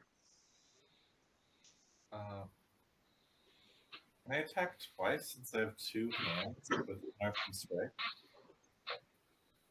You can attack twice because it's just a thing that monks do, I think. You can attack one hand and then use a bonus action to attack with the other. That's how two-weapon fighting works. Okay, well, I guess I want to do that. Your Well, he second can attack doesn't get your ability modifier to it. Okay. He just gets that because he's a monk. They get the extra melee attack at level 1. Oh, do they? Okay. Yeah. Unarmed strike. When you make an attack action with an unarmed strike or a monk weapon on your turn, you can make one unarmed strike as a bonus action. Oh, so I get the +6 both times. Yeah. Cool. Okay, so yeah, I attack the closest Dragonborn to me twice, I guess. Okay, that will be the bronze one. I roll a 15 and another 15. They both glance off of his thick, scaly hide. Oh gosh. We're all gonna die. Hey kids, run and intimidate them. On your turn. Oh yeah. My turn's over, so I'm done. All right, up next is our Dragonborn Wormlings. One of them starts breathing very, very deeply and seems to be preparing himself from something. The other one jumps forward and opens his hand to show that there is a fine powder in his hands. It looks vaguely sparkly, but he is going to launch it at the half-orc, aiming for the eyes. So make a dexterity throw. Dex save. Okay. Yep. 13. All right. So you're gonna close one eye because you got it in one eye. So you're now going to have disadvantage on your next turn. Okay. All right. And up next, let's see. I believe it is the half-orc. All right. So I'm gonna swing at whichever one is the closest to me with my long sword, and that's with disadvantage. So let's Should be see. the bronze one again. Okay. Oh, there you are. I rolled 2 5s, so I Yep. miss either way because yeah. Yep. I- All right, and then top of the round we have Snicks. I will fly up. Okay, And- they look angrily at you, and the one of them that's not currently drawing in breath says, "You know we can fly, right?" What? They're winged dragonborn. That's weird. Well, Oh, they didn't say that. Oh. You don't see wings. I'll believe that one. I can see it, and then I guess I yell at them to run, try and intimidate them. You can try to intimidate. Go ahead.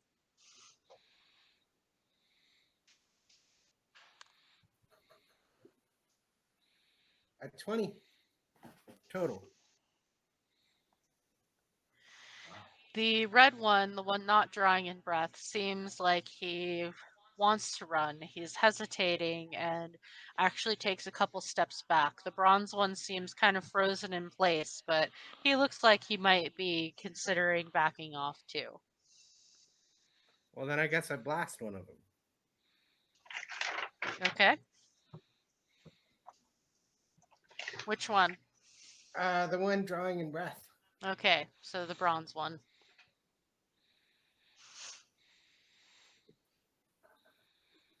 Does a 21 hit? Yes. For 7 damage. He winces in pain, but manages to keep focused on what he's doing. So that brings us back to the top of the round and our other fairy. Unless I can use my bonus action. Oh, okay. To do what? I'll hex the Dragonborn, that bronze one. Okay. That's a bonus action? Yeah. Oh, nice. Casting time 1 bonus action. Until the spell ends, I deal an extra d6 necrotic whenever I hit it with an attack. I should have done this first. Oh well. Yeah. The target has disadvantage on ability checks with the chosen ability, and I choose strength. Okay. Yeah, I'm done. All right, now top of the round.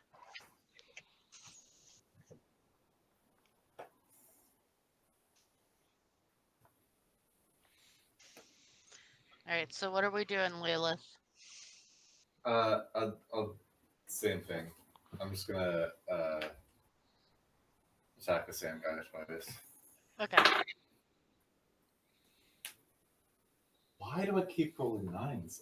Another 15, which is gonna miss again. Yep, gonna miss again. And then a 12, so that misses. Alright, I guess I'm done. What? Oh, dang. That's all I got. All right, so the two's still on the ground. He is going to exhale, and a mysterious lavender kind of mist flows out of his mouth. I need you both to make a Constitution save.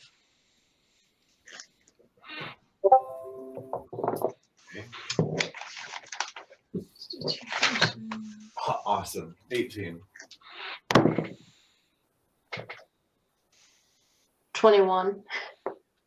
Nice. All right, you both feel very woozy and slightly disoriented, but you manage to stay on your feet. Nice. Seeing that that did not work, the red dragon curses under his breath and runs. Nice. So that leads to her half orc.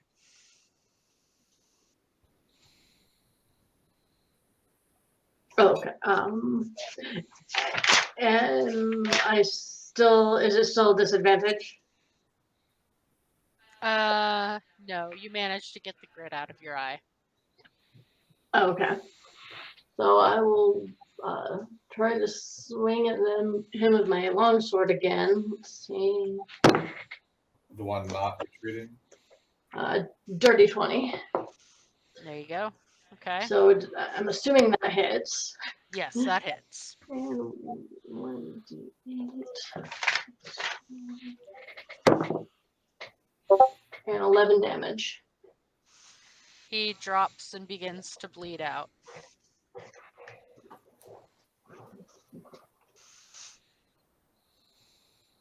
And now you're just standing over a bleeding dragonborn who seems to be quickly dying.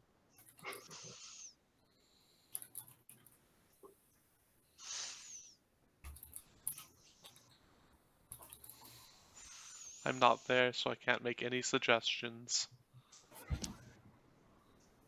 Well, if it Oh, goes, it's my turn? I was gonna say if it goes back to the top of the round, then it's up to the. There's no more. It's just the other dragonborn's Okay. running away. Okay, I was gonna say it's up to the fairy to finish him off. Yeah, no, one guy's bleeding out, the other one's running away. Oh, okay. We should catch that one that's running away, right? Like, What, are you gonna grapple him? I shoot him? Pew! Finger guns. You can move your hex as a bonus action since the guy dropped. Oh, it wasn't that kind of hex. It was the other kind of hex. It was hex. Yeah, no, it was hex. Hex the spell.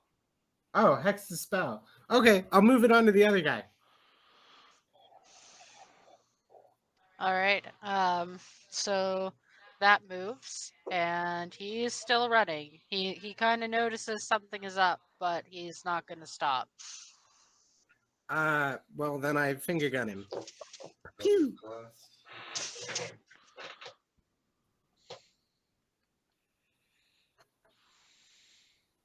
21 That hits. for D10 plus a D6. 3 and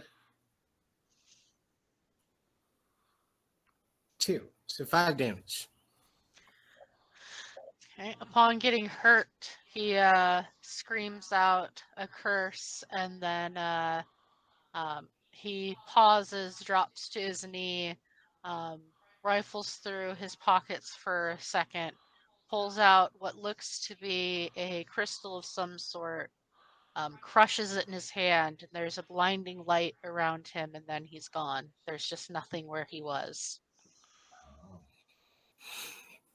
Well, we better save that guy that's bleeding out. I guess I fly back down there?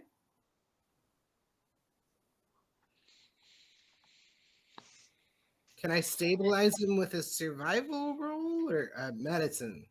I'm not good at Medicine. medicine. Hey, I got a 19 though. Nice. Oh yeah. Yep, you're able to stabilize and stop his bleeding for now. Okay. I take a pair of manacles out of my backpack because apparently backpacks come with that, and I manacle the creature. Okay. Well, he's not going to be able to fight back at all. He's pretty knocked out for now. All right, we better take this one to interrogate him. I wonder if they'll let us borrow their torture chamber. We should meet up with Mr. Crow. Yeah? Wait, so the wizard just attacked us with Dragonborn to try to keep us from finding out that it wasn't the princess that poisoned the king? I think you're a little slow. I mean, it probably wasn't like the wizard that attacked us. It was probably whoever killed the wizard and sent goons in his place. Wizard's dead. I mean, I assume he's dead because they knew we talked to him. So he's probably been interrogated or mind raped. Well, we should probably find out whether or not he's dead. Yeah, that's why I'm saying we should torture this child. There it is. While you do that, I'm going to fly over to where the wizard's supposed to be and see if he's there. Which wizard? The original wizard? The orc wizard? Yeah, the orc wizard, I guess. You don't know where he is. He specifically avoided telling you. He said he would contact you. Ah. Okay, I guess I should just look for the other wizard to see if he's alive. I'm meeting with him currently at a tea shop. Oh, right. Okay, so... Well, we should probably deliver this guy to the captain of the guard and see what he can do with him. What he can get out of him. I start searching this Dragonborn to see if he has anything on him. Like more crystals or... All right. I guess I would have you roll for search.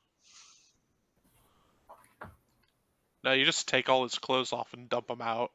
I got an 18, but that's basically what I do is just like kind of take all of his clothes off and dump everything out. He doesn't actually have very much on him.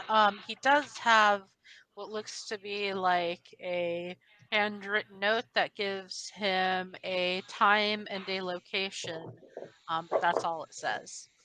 What's the location? Where he originally, with his pal, drew you off the main road. But no one knew we'd be there except for the wizard. That's suspicious.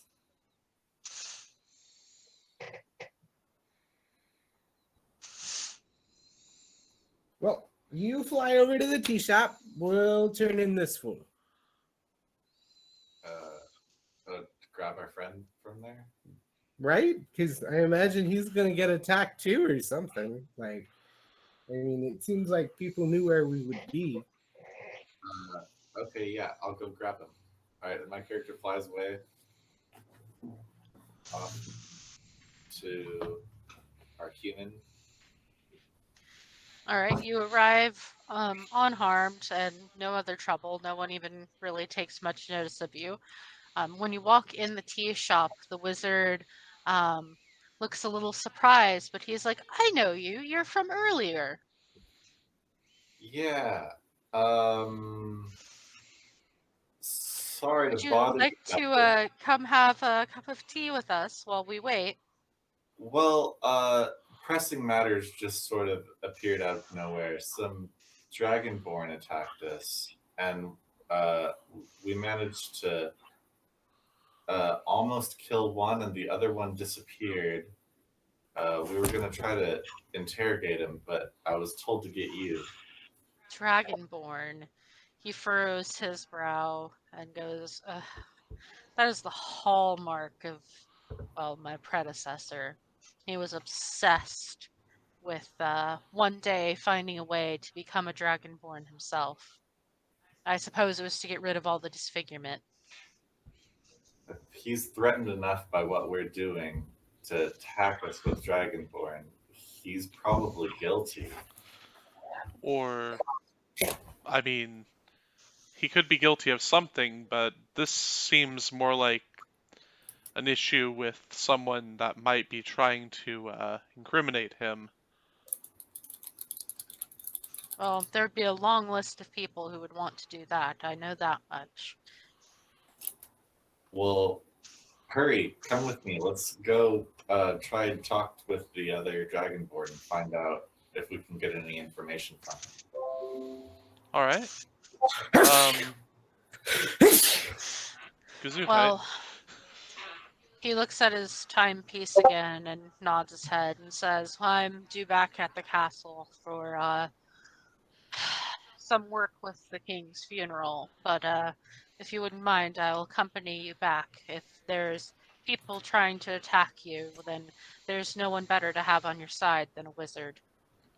Indeed. Wonderful. I put away my loot and pull out my flail and shield and say, "Let's head out." I put away my hands. You put away your hands.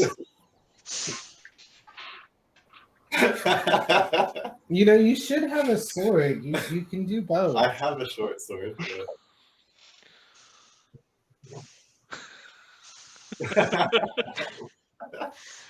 All right, so the wizard accompanies you back to the castle. He's very noticeably looking down every alleyway suspiciously and in general watching his back quite a bit. You get the sense that this that danger might follow him sometimes.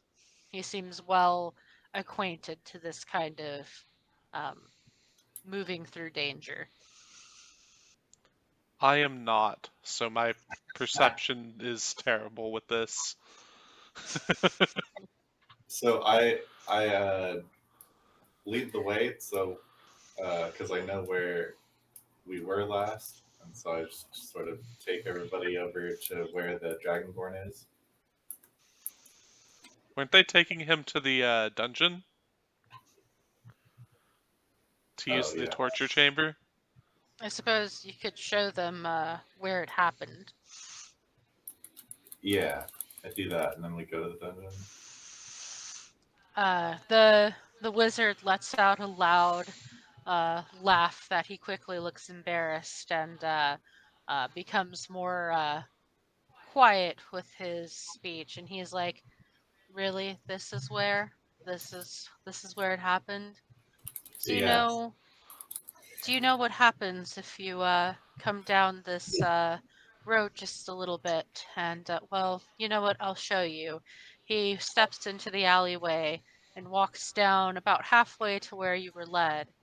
Then he turns towards what looks to be an empty brick wall.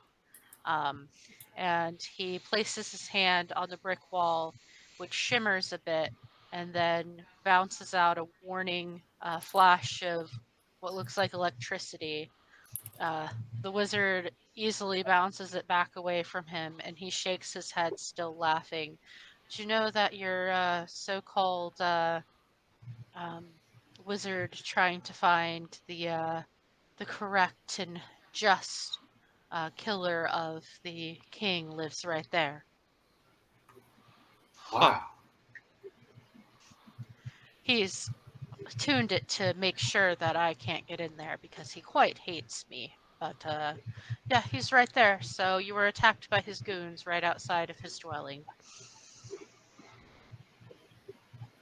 That's almost too good.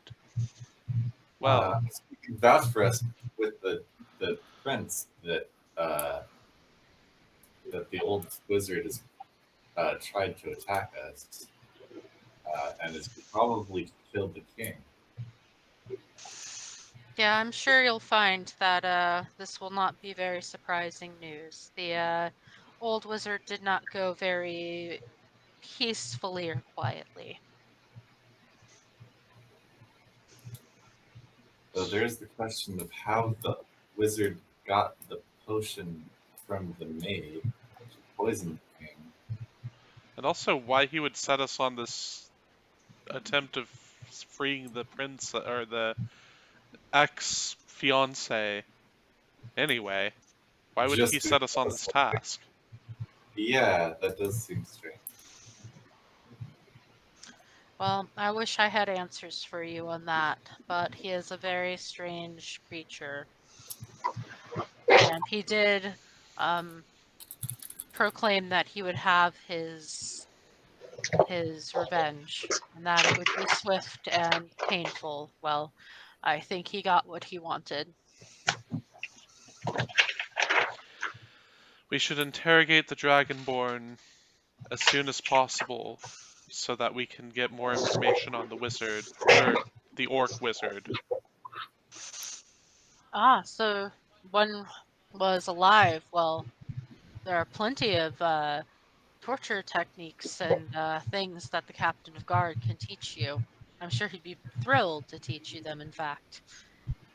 Also, we recently ordered a potion of truth-telling from the potion master of potions. So hopefully he'll get that to us fairly soon. We can get that information off of the Dragonborn with whatever potion of truth saying we get, and whatever torture techniques, I suppose. Although torture doesn't normally work that well. What, just ask the Dragonborn who hired them? I mean, that's what I mean, is we ask who hired them and then do it under a truth serum. I mean, we know who hired them. It was the other wizard. We don't know that for certain. I thought we were going to use the truth serum on the maid. We can use the truth Or serum on both of them. Or the maid and the princess. Ex-princess. Ex-would-be princess.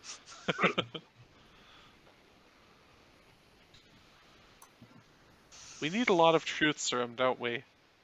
I'll just give truth serum to everyone. I mean, it seems to be the best plan.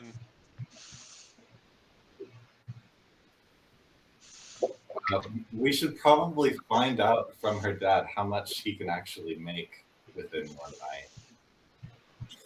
night. Yes. Our first target should be the maid, I believe. But we should interrogate the Dragonborn before anything else. And meet up with our other investigators. Alright, well, you guys are investigating, Dragonborn. I'm gonna go fly off to the father and find out how much the truth serum he can All right, so going back to the merchant, he looks pleased to see you again and asks what he can do for you. I say, do you have enough of that truth serum for say 3 doses? Oh, I'm sorry, sir, but I already put out the order on the express courier. There will probably only be one coming. I can try to get another courier, but I don't know if he's going to be speedy to get it here before tonight. Maybe it could be here by the morning. Well, okay, order another 2 doses for tomorrow. Okay, I will do that right away. All right, and then I fly back. While he's flying, we head to the interrogation room. Or wherever these two went. I guess we catch up with them if we try to rush. Yeah, they are having to carry the Dragonborn, and fairies aren't exactly known for their strength. He's more of a hindrance than a help, or she. Luckily, we do have a half-orc doing most of the work for the carrying. Yeah. I just imagine my character pulling on the like Dragonborn's boot as they're both dragged along by the half orc. I'm helping. Pulling on his boot. The wizard comes over and inspects the Dragonborn and goes, "Yes, this looks like some sort of abomination. They look like dragon children, but human in these must have been humans at one point. I'm almost certain now it has to be this court wizard. He really was trying to work on this. I wonder if this means he's close." That's That's some strong magic to change someone's race. So, do we want to start with hot pokers or what? I think we start with the question, and then we move on to hot pokers. have I arrived in the dungeon yet? I'm always getting these things mixed up. We haven't arrived at the dungeon yet, so I think you're still flying to the merchant at this stage. Because you only move 30 feet around flying, right? Yeah. Mm-hmm. So I won't get back for a while. So you guys are just gonna torture him for a while? We'll probably put him to the question first, and then torture him if he doesn't answer. The captain of the guard is standing out front when you arrive with the Dragonborn, and he raises an eyebrow and comes to meet you halfway to the gate. What is this? This attacked our friends here, and I'm not entirely certain, but did it attempt to use its fire breath on you? This Seems is like the bronze one, so yes. seemed like some kind of pink mist. Fire breath. Well, that's an interesting weapon, I suppose. Except it was a pink mist, so maybe it wasn't fire breath at all. Yes, it was some sort of breath weapon. Normally, a Dragonborn of this color would have the ability to breathe fire, but if you weren't engulfed in flames, then perhaps there's some other technique at play here. Well, we can ask him that when we ask him all the other questions. So, do you mind if we use your torture chambers? Torture chambers. I mean, I see why not, as long as I get to be involved. Of course. You would be the expert. Well, then yes, sure, I see no problem with it. All right. So we'll take the Dragonborn down into the torture room, I guess. And just wait until it wakes up so that we can put it to the question. That'll take an hour, so in the meantime, I guess Jordan's character manages to arrive. Mm-hmm. Manages to show up and he's led down to the dungeon. So I let you know that the father could only make one dose. That he only ordered one dose for tonight, and that he can't get any more doses tomorrow. But that I ordered 2 more for tomorrow. All right. So I relay to the captain of the guard that we should have truth serum arriving fairly soon. Enough for 1 dose, but we'll have 2 more in the morning. Truth serum. You guys really are dedicated to trying to free this weird dumb broad. Oh, I'm actually dedicated to trying to keep the prince safe from any further poisonings. I don't really give that much of a damn about the dumb person in the cell over there. Okay, I mean that's fair. I'm just dedicated to finding who the guilty party actually is so we can put all this behind us. I suppose so. I mean, my torture chamber is yours as soon as he awakens enough for it to be reasonable. We haven't talked to the prince yet. Should we do that before or after? We have time to kill. Should we talk to him now? Let's I see. do believe that he has been sitting up in his room and has taken his breakfast, so he seems to be feeling a bit better now. Oh, good. I hope that he had it tasted before he put it into his mouth, because, well, apparently this incredibly stinky poison is capable of being stealthily applied to food. He looks confused for a second and then shrugs and said, "Yeah, I've heard that the prince insisted somebody is testing his food from now on." From now on, it's good to be king.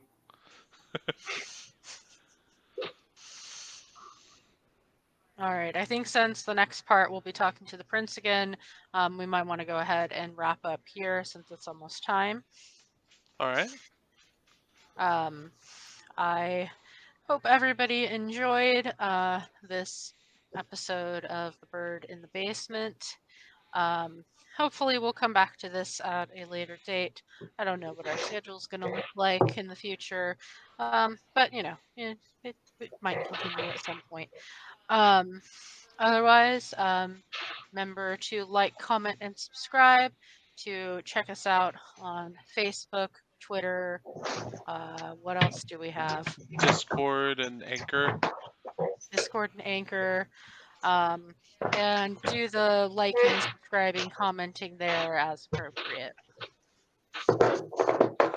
Does anyone have anything else for the good of the order? Today's episode was brought to you by the for delinquents. All right. Well, thank you all for joining us tonight, and I hope you have a great time.